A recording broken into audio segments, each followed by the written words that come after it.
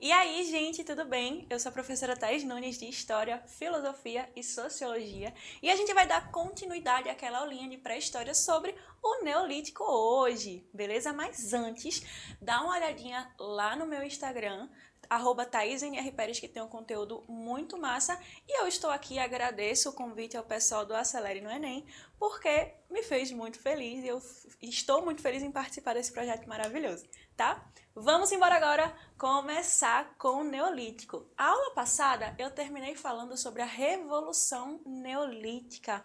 O que será que foi isso, minha gente? Que nome bonito, não é mesmo? Revolução Neolítica. Pois eu arrisco dizer para vocês que a Revolução Neolítica foi muito mais do que a Revolução Francesa quis ser um dia. Olha aí, ousada ela, né? Mas vamos lá.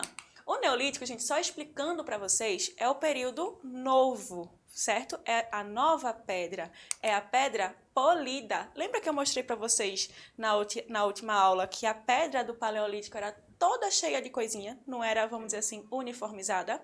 Agora, a pedra do Neolítico vai ser polida, vai ser uniforme, justamente isso aí que está aparecendo para vocês. Beleza? Então, o neo, novo, litus, lítico, pedra, tá justamente pensado no período de que a gente já começa a ter alguns processos muito importantes que vão fazer total diferença para a nossa vida hoje. E começando com o processo da Revolução Neolítica. O que é essa Revolução Neolítica, minha gente? Foi a descoberta da agricultura. Gente, o significado disso é nada mais, nada menos de que o homem passou a ter controle sobre a natureza. A Revolução Neolítica vai levar as pessoas a se sedentarizarem. Lembra que eu falei sobre a sedentarização, sobre o sedentarismo na aula passada?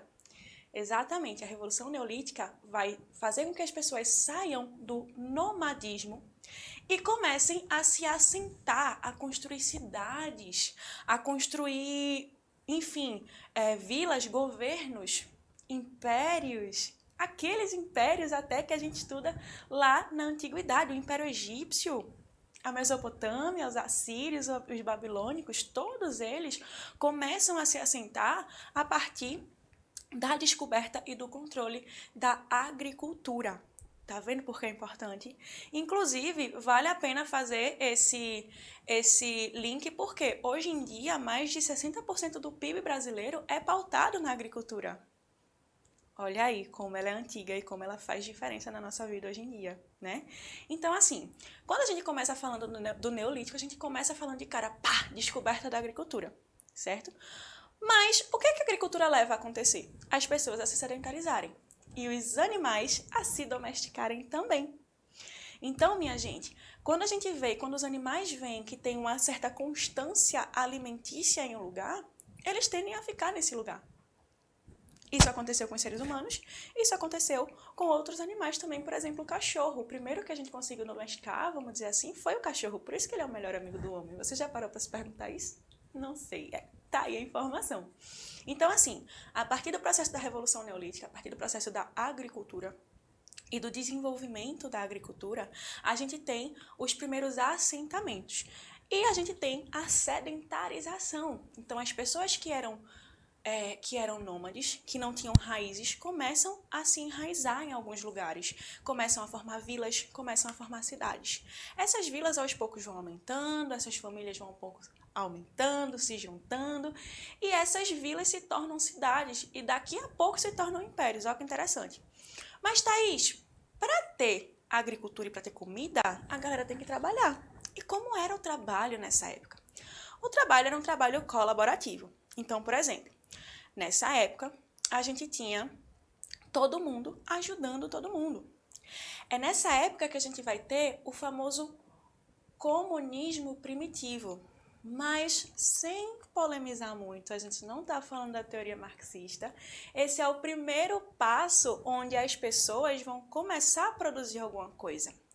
Nessa época, a gente ainda não vai ter escrita, a gente ainda não vai ter moeda. Então, a forma que as pessoas tinham de trocar alimento, de trocar bens, vamos dizer assim, era justamente o que eu falei para vocês, uma troca. Hoje a gente troca as coisas por dinheiro. Eu dou meu dinheiro no mercado, o mercado me dá a mercadoria. essa troca era quase que um escambo, certo? Lembra aquilo que os indígenas faziam? Era quase que um escambo, só que com suas diferenças, beleza?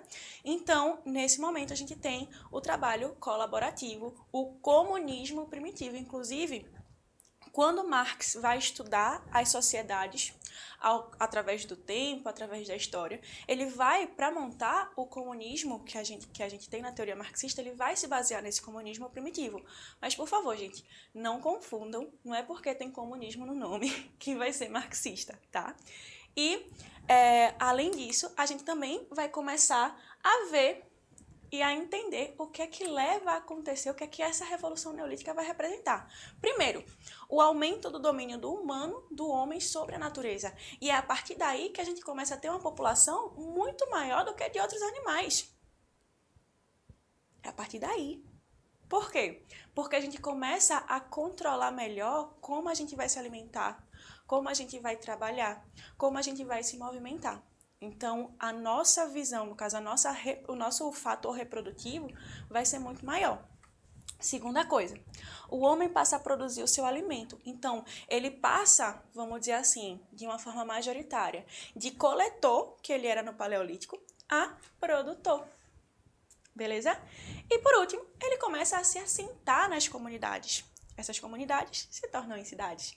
Essas cidades se tornam impérios. E até uma curiosidade para vocês. Lá no Iraque tem uma cidade que as pessoas dizem que é a mais antiga cidade do mundo. Mas, Thaís, várias cidades são cidades antigas. E tem cidades até mais antigas que essa do Iraque. Porém, a cidade mais antiga sem se dissolver, que remonta justamente essa época daí. Beleza?